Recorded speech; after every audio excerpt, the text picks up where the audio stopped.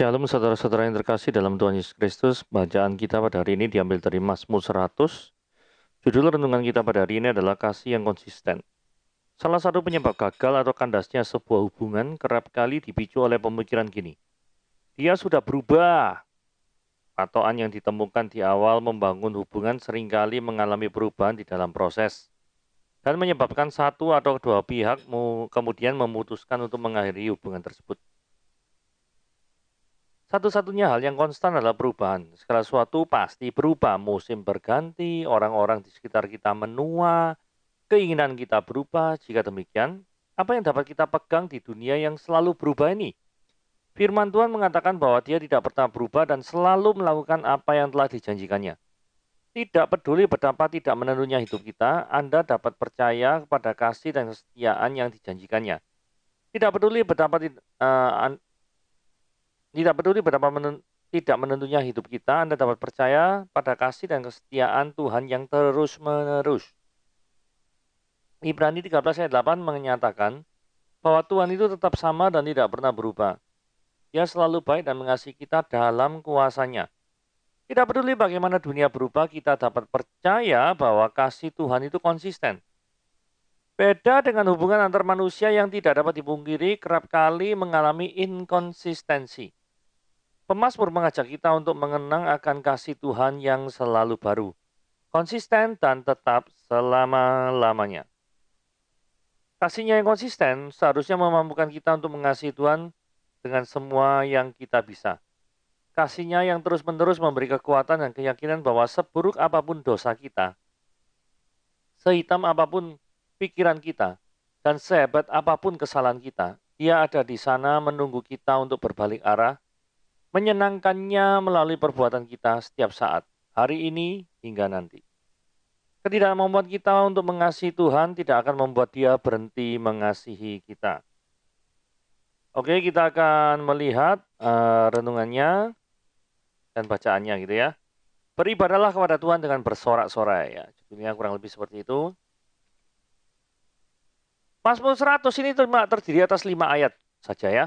Jadi Mazmur untuk korban syukur, bersorak-soraklah bagi Tuhan, hai seluruh bumi, beribadahlah kepada Tuhan dengan sukacita, datanglah ke hadapannya dengan sorak-sorai.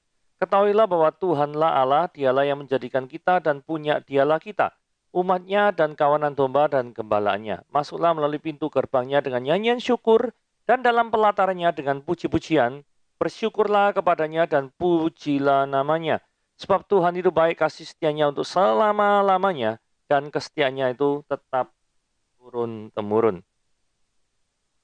Nah, saudara, di ayat pertama dikatakan ini Mazmur untuk korban syukur, gitu ya.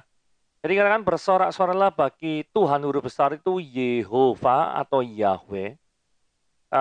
Karena sekali lagi saya ulangi bahwa di dalam bahasa Ibrani itu kata Tuhan itu ada 3, yaitu Adonai, Elohim, dan Yehova, Yahweh, Yahweh.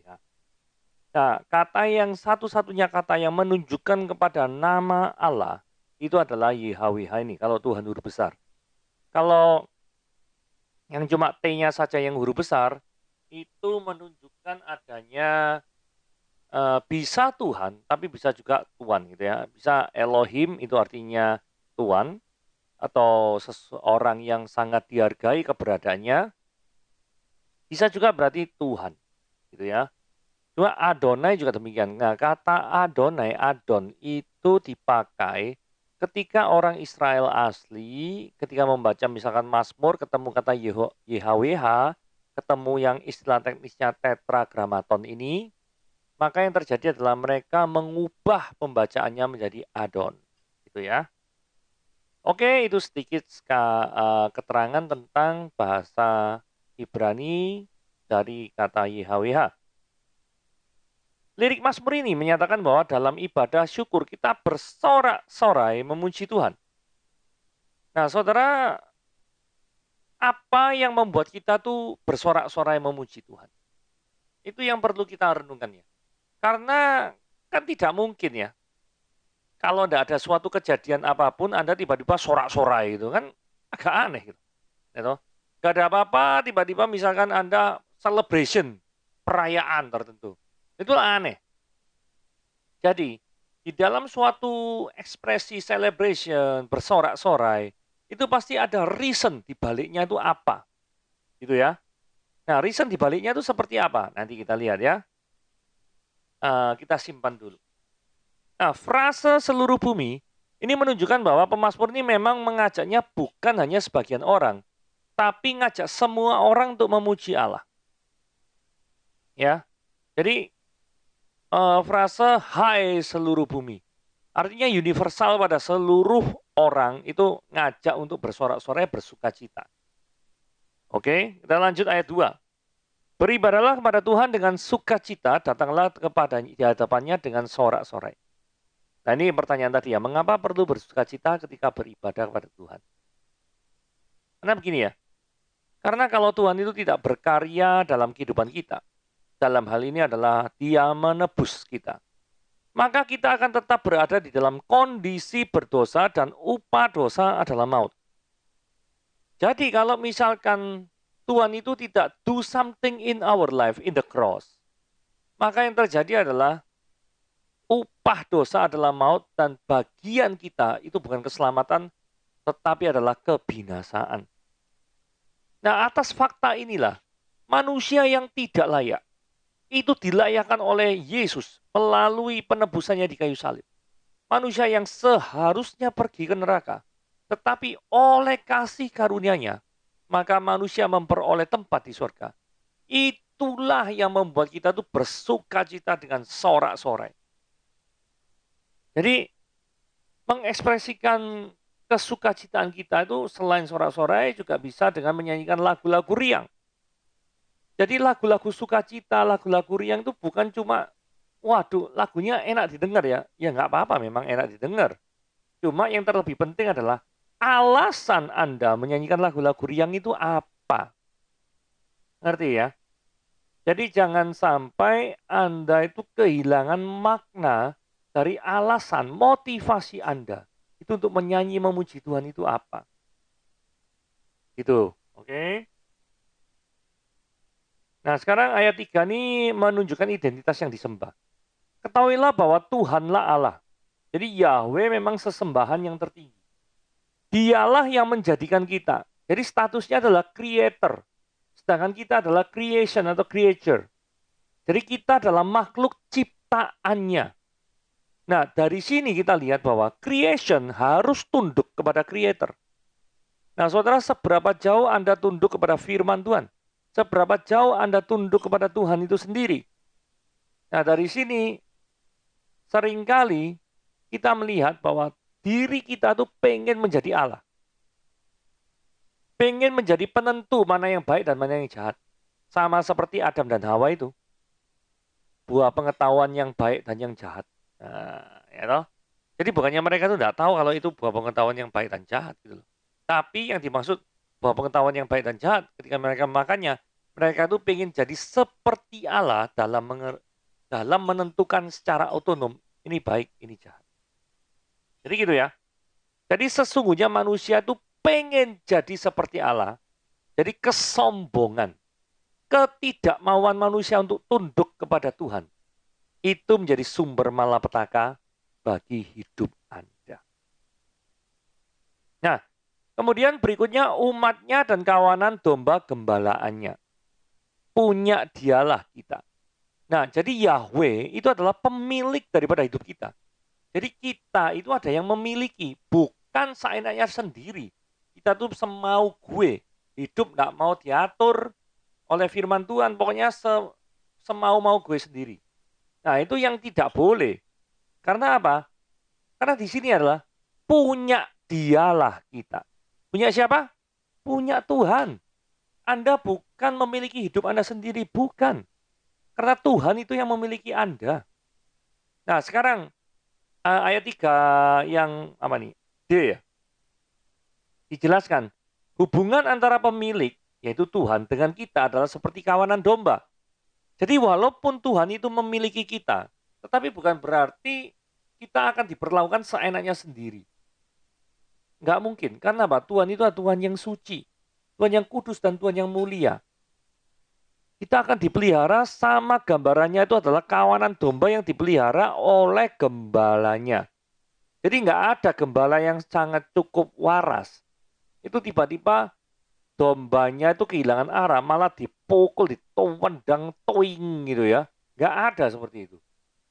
Tapi yang ada gembala yang baik itu adalah ketika dombanya itu ada dalam mara bahaya, maka dia adalah orang yang pertama kali sigap untuk memukul daripada beruang atau singa yang sengaja mau memangsa daripada domba-dombanya. Jadi itulah sebabnya kita berkata bahwa Tuhan adalah perlindungan kita. Kenapa? Karena gambarnya seperti itu. Kita domba lemah tidak berdaya, sedangkan dia adalah gembala kita. Kalau ada mara bahaya, maka yang tertindak adalah dia. Itulah sebabnya kita tidak berlebihan kalau berkata bahwa Tuhan itu adalah perlindungan kita. Tempat ibadah. Nah ini masuklah melalui pintu gerbangnya. Ke dalam pelatarannya. Nah ini kok sudah berhenti ya. Kok nggak diterusno masuk ke ruang kudus, ruang maha kudus? Ya nggak boleh. Masalahnya itu umat Israel hanya bisa beribadah di pintu gerbang dan halaman. Kalau ruang kudus itu hanya boleh dimasuki oleh para imam. Sedangkan ruang maha kudus hanya boleh dimasuki imam besar dalam 1 tahun sekali. Ini maket daripada kemah suci seperti ini ya. Jadi bangsa-bangsa Israel itu berkemah di sekeliling daripada kemah suci seperti ini. Kemudian di depannya ini adalah bejana pembasuhan dan mezbah korban bakaran. Artinya apa? Sebelum masuk menuju ke Shekinah glory ini, kemuliaan Tuhan yang terpancar ini, maka harus ada korban dan darah yang tercurah dan dibasuh, gitu ya. Kemudian ini ada menorah, ini ada 12 suku 12 roti yang menandakan bahwa 12 suku Israel. Ini menorah ya, 7 lampu. Kemudian ini adalah tabut perjanjiannya. Ini adalah mezbah korban ukupan di sini. Jadi di ruang maha kudus itu ada 3 itu ya. Sedangkan ruang kudus itu ada 3. Sedangkan ruang maha kudus ada tirainya di sini. Kemudian ini adalah tabut perjanjian. Ini yang filmnya yang Indiana Jones dibuat Raiders of the Lost Ark, Indiana Jones 1. Nah ini ya. Ini apa namanya yang dibuat itu terinspirasi dari ini. Tabut perjanjian. Raiders of the Lost Ark. Gitu ya. Ini gambaran daripada imam yang menjadi perwakilan seperti ini. Di dalam bajunya dadanya ini ada 12 suku daripada Israel. Kemudian ini membawa mezbah korban ukupan seperti ini. Yang ada asap-asapnya gitu ya.